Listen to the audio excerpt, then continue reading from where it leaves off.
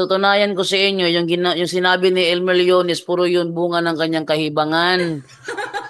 O, pakinggan natin yung kanyang video. Ito. Saan yung video ni Elmer Leones? Ito, tatalakayin ngayong gabi kung gaano ka... Gusto ko ipakita sa inyo na basta protestante ka, talaga nagsisinungaling ka. Kasi nung ako'y dati sa protestante, yung mga tinuro nila sa akin, na akala ko totoo, pag ni-research ko pala, hindi pala totoo. Ngayon, may binanggit si Erme Leones sa kanyang video na ating i-double check ngayon kung totoo ba o hindi. Kaya atin ang buksan ng ating mga ChatGPT para malaman natin kung totoo ba ang mga pinagsasabi ni Elmer Leones.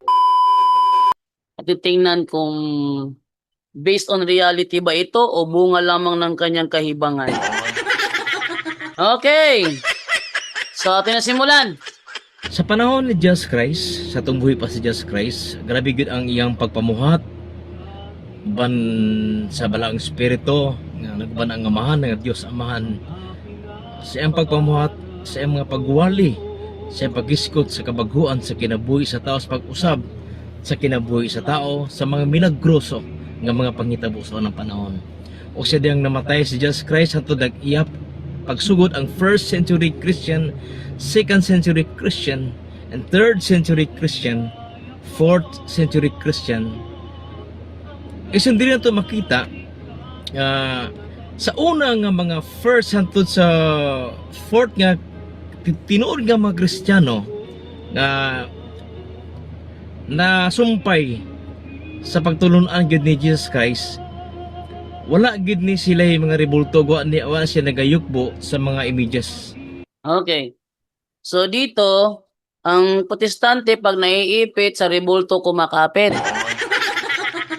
Ito ngayon, ating basahin, alam nyo sa Biblia, sinabi ni Kristo sa kanyang mga apostol, sa Matthew 18:18, sabi niya, anuman ang ipahintulot ninyo dito sa lupa, ipapahintulot ko sa langit.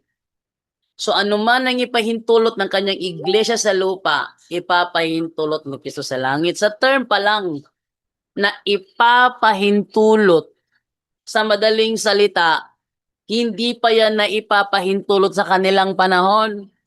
Hindi pa ba naiideklara? Ha? Halimbawa, sa imahe ng mga santo. Yung imahe ba ng mga santo, yun ba sa Biblia ipinapagawa? Imahe ng mga santo? Pinapagawa. Basahin natin muna sa ikalawang Kronika 3:10. Kung gumawa ba ng rebulto ng santo rito. Ang sabi ganito, sa unang Kronika 3:10, ito ang ating mababasa. Nagpagawa siya ng 2 rebultong kerubin. Straight to the point. Nayari sa kahoy sa loob ng dakong kabanal-banalan. Pinalot din ito ng ginto. Aba, sabi ni Elmer Leones, sabi ni Elmer Leones na wala rong rebulto. Sino kaya itong nagpagawa ng 2 rebultong kerubin? Bawal ba ito? Alam nyo, hindi. Bakit? Hindi naman kinilalang Diyos ang kerubing ito eh. Hindi naman kinilalang Diyos ang rebulto ng kerubin. Ang Romano Katoliko, meron ba tayong turo na kilalaning Diyos ang ating mga rebulto? Tinitiyak ko sa inyo, walang dokumento itong si Elmer Leones na may turo tayo na Diyos natin ang ating mga rebulto. Alam nyo kung bakit? Ating buksan ang ating CCC 2132. Ito ay sa ating official na turo para ipakita ko sa inyo, itong mga protestante, mga sinungaling talaga ang lahat ng mga ito. Ito.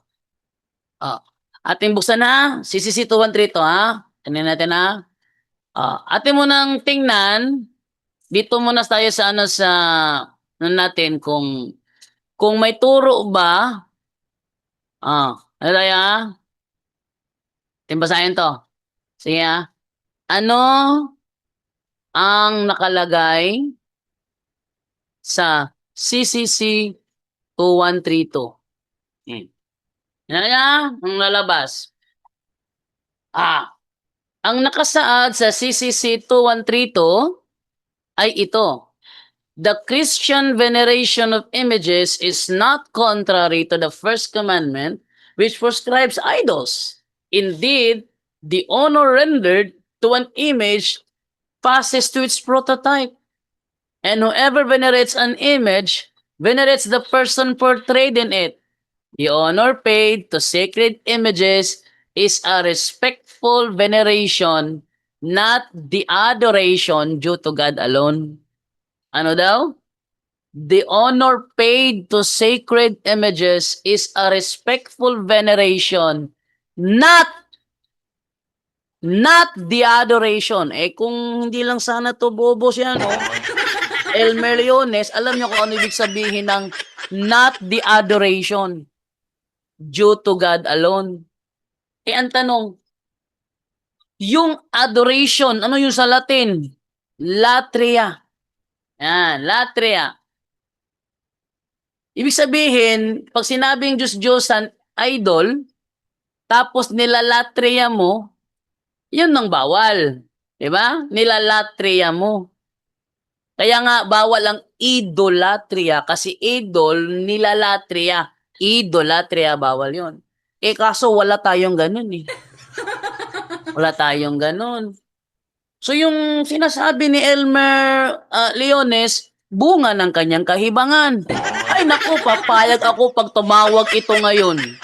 Alam nyo, ikatutuwa ko pa pag ito tumawag sa atin ngayon para ating makita ang kanyang ang talagang may alam ba itong si Elmer Leones. Ano pa sinabi niya? Ate pang i-review yung mga sinabi niya rito. Dami niya mali dito sa video na ito eh. Pero isusultihan ta kasi dihang miabot ang 4th or 5th century nga sa dihang pagka-convert ni Constantine.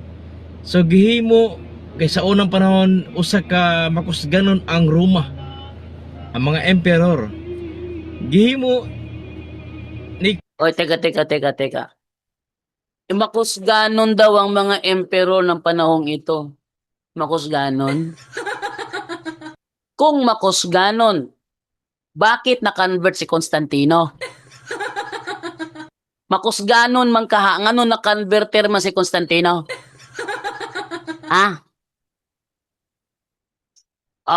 Makusganon. Palpak? Constantine ug uban ni Santo Papa ang Roman Catholicism. Roman Catholicism gihimong legal nga nahimo siya og kining wala ang reliyon sa Roma. So kinahanglan tanan klase nga mga reliyon mo balhin sa ila, musunod sa ila. Uy! Meron bang panahon na pinipilit ng Romano Katoliko ang ibang reliyong umanib sa kanila? Totoo bang sinabi ni Elmer Leones? Search natin. Panahin ko sa inyo na ito kasinungalingan lang ito. Totoo ba na pinipilit ng mga Romano Katoliko ang ibang relihiyon na lumipat sa kanila? Tingnan natin ha. Totoo ba? Tingnan natin kung totoo ba. Tingnan natin ha. Totoo ba sinasabi ni Elmer Leones? Tingnan ninyo ang sagot. Totoo ba? Yan. Totoo ba na pinipilit ng mga Romano Katoliko ang ibang relihiyon na lumipat sa kanila? Hindi tama ang generalization na pinipilit ng mga Romano Katoliko ang ibang relihiyon na lumipat sa kanila. So, opisyal na araw ng simbahan, ayon sa Catechism of the Catholic Church at sa dokumento ng Dignitatis Humanae, may kalayaan ang bawat taos pananampalataya. Hindi dapat pilitin ang sino man na maniwala o magpalit ng relihiyon. Ang pananampalataya ay dapat malayang tinatanggap, hindi sa pilitan. Sa madaling salita, Bawal ang koersyon, pamimilit sa tunay na turo ng simbahang Katoliko. Bawal ang koersyon. Sa madaling salita, ipinagbabawal na ang sapilitan. Ipinagbabawal ang sapilitan. Ano ba, ikaw taga-ibang relihiyon ka. At saka nung panahon ni Constantino, isang grupo lang naman ng Kristyanismo, hindi naman maraming grupo eh. Isang grupo lang Kristyanismo. Hindi marami. Ano yung aakitin mong ibang relihiyon eh, isa lang naman Kristyanismo noong panahon ni Constantino. Isa lang naman. Oh. Kaya kung ano yung Kristyanismo na nakapag-convert kay Constantino, yun ang Kristyanismo tinatag ng Panginoong Jesucristo. Seventh-day Adventist ba yun? Born again ba yun? Baptist ba yun? INC ni Manalo ba yun? MCGI ba yun? Hindi. Ha?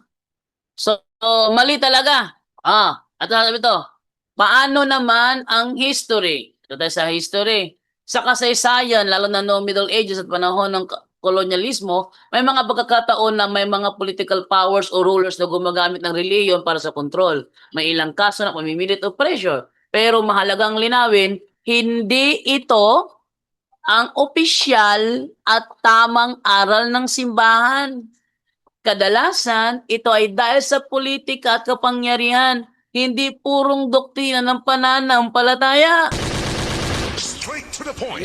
Conclusion, hindi totoo bilang general rule na pinipilit ng mga Katoliko ang iba. Ang tunay na aral ng simbahan, walang sapilitan, may freedom of religion. O di kitang-kitang kasinungalingan.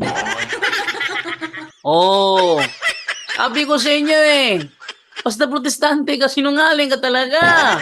Lalo na kung mag-a-attempt ka na maging evangelizer.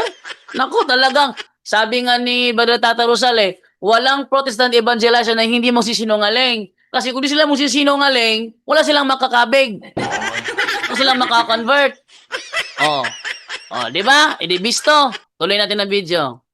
Tanan, na mo na yung patakaran sa tibuok Roma diha ni Emperor Constantine. Subo kay pamanundungon paglingkod ni Constantine, over 50 million ka mga Kristiyano, tinuod tunay na Kristiyano ang gipamatay nila kay taon nigsuon di ba. Totoo ba na over 50 milyong mga Kristiyano ang pinagpapatay ng Romano Katoliko? Tanungin natin si ChatGPT. Totoo ba? Tingnan nyo Totoo ba na may over 50 million? Ay lang. Ay lang Hindi na Ay lang. Ano ba to? Ayan. Tingnan natin totoo ba na may over 50 million? Over 50 million na mga tunay na Kristiyano ang pinagpapatay ng Romano Katoliko. Tingnan natin search nyo dyan sa mga ChatGPT ninyo. Tingnan natin anong sagot dito. Ayan. Totoo ba na may over 50 million na mga tunay na Kristiyano ang pinapapatay ng Romano Katoliko? Anong sagot? Hindi totoo.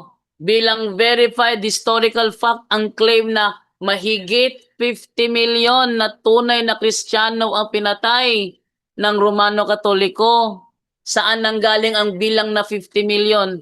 Karaniwang galing ito sa mga anti-Catholic writings noong 19th to 20th century. Yan. Yan ang resulta. Nakikinig kasi sa mga chismis ng mga pastor. Madalas iniuugnay sa aklat ng Fox Book of Martyrs ni John Fox. Problema, hindi ito modern historical standard. May halong exaggeration at propaganda. straight to the point. Ano daw? May halong exaggeration at propaganda. Straight to the point. Hindi nagbibigay ng solid, verifiable numbers. Ano ang sinasabi ng mga modern historians? Ang mga seryosong historiador ay nagsasabing walang ebidensya Straight to the na point. umabot sa 50 million ang pinatay. Straight to the Ang point. bilang na ito ay labis na pinalaki o gross exaggeration. Kita ninyo? Eh di sinungaling nga si Elmer Leones, ano? Ha? Sinungaling nga si Elmer Leones. So ibig sabihin, itong mga pinagsasabi ni Elmer Leones, ito ay bunga ng kanyang kahibangan. Kung may reklamo siya, pwede naman siyang tumawag dito eh. Wait lang.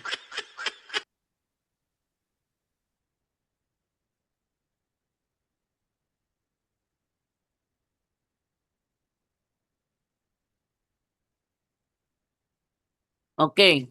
So, ito tayo ngayon. So, mahalaga ring linawin.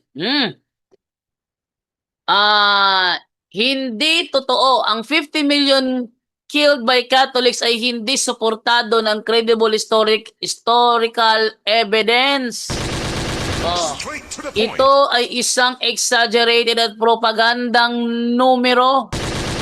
Straight to the point. Sa madaling salita, itong mga pinasasabi ni Elmer Leones, bunga ng kanyang kahibangan. Alam mo, Elmer Leones, kung nakikinig ka man ngayon, masama sa Diyos ang mga bintangero. Gusto mo basahin ko? Ayaw ng Diyos yon? Basahin natin, ha? Ating basahin sa Kawikaan 6:16. Kawikaan 6:16. Ano yung mga ugaling ayaw ng Panginoon? May tumatawag. May tumatawag. Sino kaya yun? Kaya tumatawag sa akin? Sa mga tatawag sa akin, dito lang kayo sa aking WhatsApp number. Sa WhatsApp lang para pumasok naman sa computer yung call ninyo. Kasi pag sa cellphone lang, makaganyan ako, nakadikit lang sa microphone mo, hirap pa maintindihan. Ating tingnan dito. Kawikaan 6:16, ano yung mga ugaling ayaw ng Panginoon? Basahin natin. Ang kinamumuhian ni Yahweh, ating isang salin, ating gamitin isang salin. 6:16, may mga bagay na kinamumuhian ang Panginoon. Una, ang pagmamataas. Pangalawa, ang pagsisinungaling. Elmer Leones. Nakos, nagsisinungaling ka dyan. Ang pagpatay ng tao. Ang pagpaplano ng masama. Ang pagmamadaling gumawa ng masama. Ang pagpapatotoo sa kasinungalingan. Straight to the point. Pinakaayaw ng Panginoon yung mga nagbibintang ng kasinungalingan, yung mga bintangero. Ayan, ha? Ano ko ito mga sabi ni Elmer Leones dito? Tingnan nyo. Naging sila muriyok bukan ng mga rebulto nga gibuhat ni Santo Papa o nila ni Constantino. Sabi niya, sila ay yumuyukod sa mga rebultong ginawa ni Santo Papa.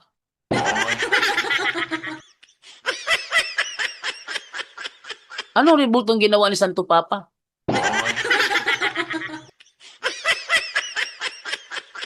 Siya kaya kumukuha ng history tong taong to?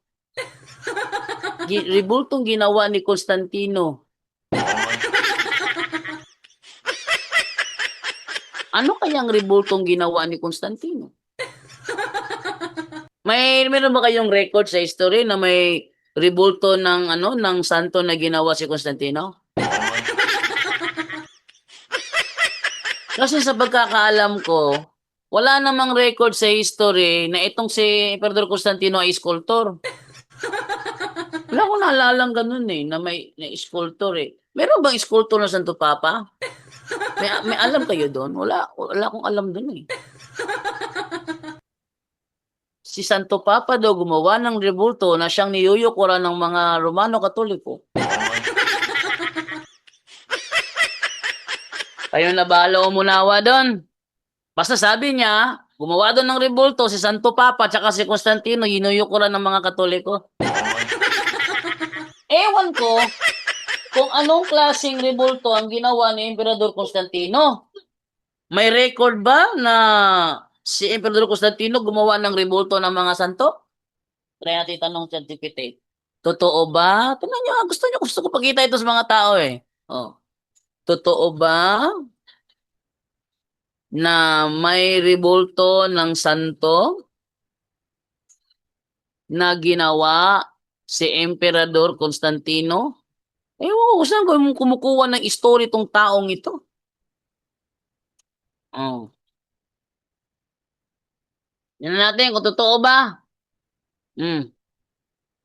Okay.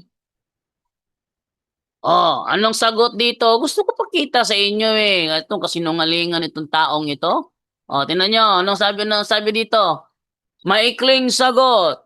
Walang matibay na ebidensya na si Constantine the Great mismo ang gumawa o nagpasimula ng rebulto ng mga santo bilang bahagi ng Kristyanismo. Ay nako, ano ba naman to? Ha? Ito ano ang totoong nangyari sa panahon ni Constantine? Si Constantine sa 4th century ang nagbigay ng kalayaan sa mga Kristiyano sa pamamagitan ng Edict of Milan. Hindi siya nag-imbento ng pagsamba sa Diyos. Hindi siya ang nag-imbento ng paggalang sa mga banal. Ang ginawa niya, tinapos ang persecution at okay. Si John Ray daw gahulat si John Ray. Wait lang ulat si John Ray daw gahulat. Pakisabi the same lang yung Zoom link. Wait lang muna, basahin ko muna to ang ginawa niya, tinapos ang persecution at sinuportahan ng simbahan. Hindi gumawa ng bagong doktrina tungkol sa rebulto. Ano daw? Hindi gumawa ng doktrina patungkol sa rebulto. Anong doktrina pinagsasabi nitong mga taong ito, nitong si Elmer Leones? Atin mo na kung si Brother John Ray Brad John Ray. Wait lang ito na yung mga ito Hoy, asan na ang link? The same link. The same link. Ito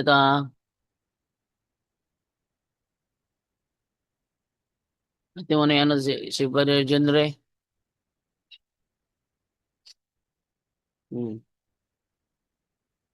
Nasend ko na kay Brother John Ray.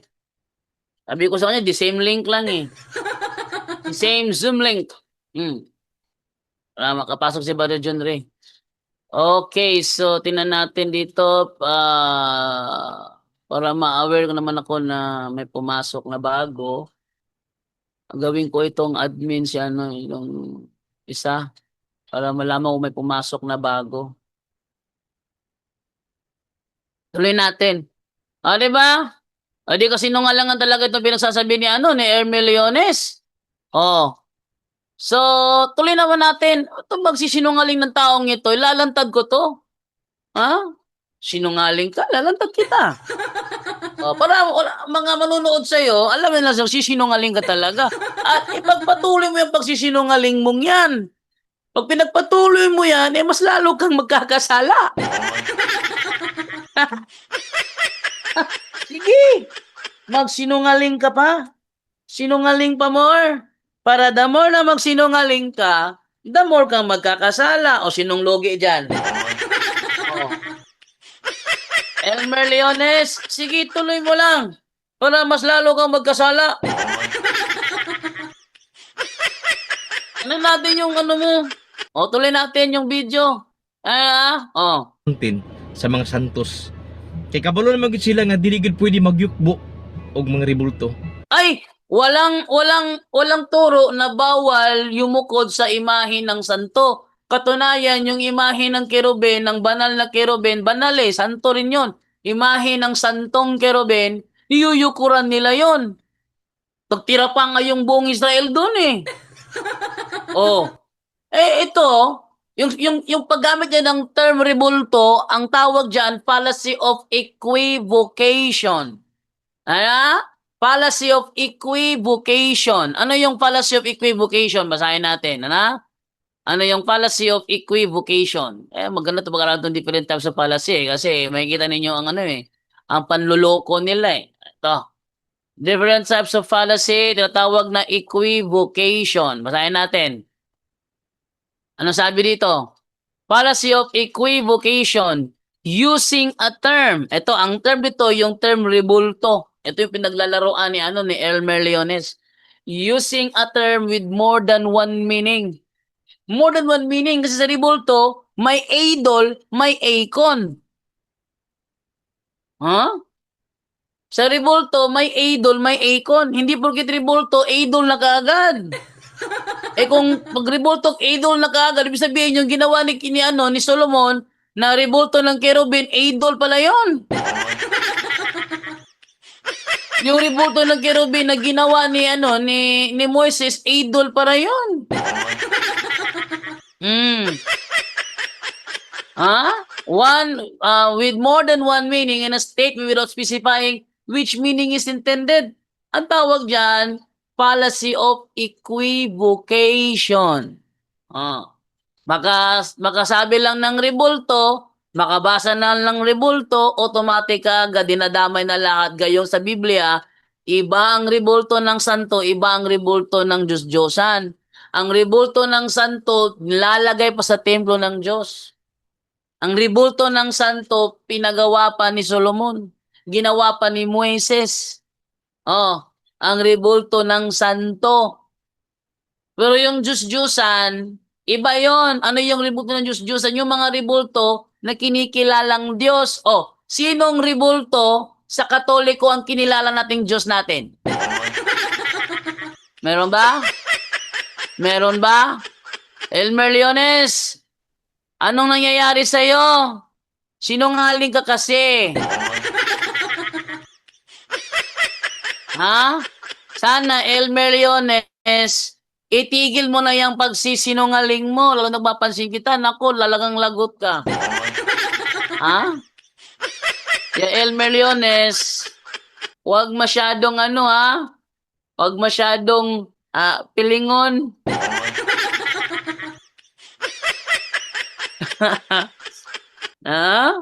Wag masyadong pilingon kasi naku, lagot na lagot ka. Dahil wala ka talagang panama pag pinatulan kita. Basa tayo ng mga comment natin dito.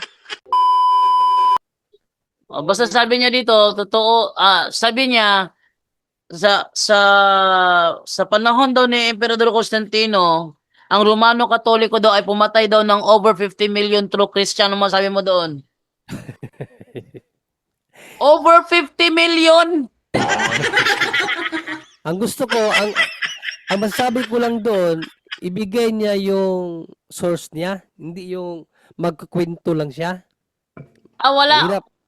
Wala siyang source. Nagkwento lang naman siya. Kaya yun na no? So, paano natin sasagutin yun? Sagutin din natin ng kwento lang din. Di ibig so, ano masasabi dito sa sinasabi niya na ang Roman Catholic daw sa panahon ni Constantino ay pumatay ng over 50 million true Christian. Nako, unang-una, wala yan sa history. So, therefore, ano yan, merely story lang yan. Story lang yan niya, yung nagsalita na yan. No? Wala yan sa history mga kapatid. Wala sa history ni O'Brien nga ilan lang ang inabot doon. No, hindi nga umabot ng milyon yun 4 to 5,000 lang ba yun? No, ang namatay sa Inquisition. Pero hindi 49 sa panahon, lang, bro. 49 lang ba? 49 pero hindi mga Kristiyano yun, heretic ang sinasabi. At hindi yun sa panahon ni Constantine. Sa ano yun? Sa sa Inquisition nangyari yan. Hindi sa panahon ni Constantine. Kaya di ko alam kung bakit nasali si Constantine sa ano niya, sa sa kaniyang sinasabing milyones na pinatay ng Katoliko. Sa panahon ni Constantine, diyan pa lang na ano ang simbahang Katoliko diyan pa lang na civil state dahil kay Constantine. No? So, wala talaga. Walang katotohanan yung mga ganyang uri ng bintang. Para sa akin, di na dapat patulan yan. Kasi, wala wala siyang reference. So, kung gagamit siya ng ganyan, so, hindi na lang tayo gagamit ng reference. No? Pero yun po, mga kapatid, wala pong history na ganyan. No, lalong-lalo na sa panahon ni Constantine. Wala pong ganyan. Kasi sa panahon ni Constantine, hindi pa naman mayagpag ang simbahang Katoliko No, paano pa lang patago-tago pa lang sila kasi nga persecuted sila ng Roman Empire. So through Constantine, naging civil state ang simbahan. At doon nag-umpisa yung pagkakilanlan ng simbahan sa Roma at marami na ang mga naakay din afterwards.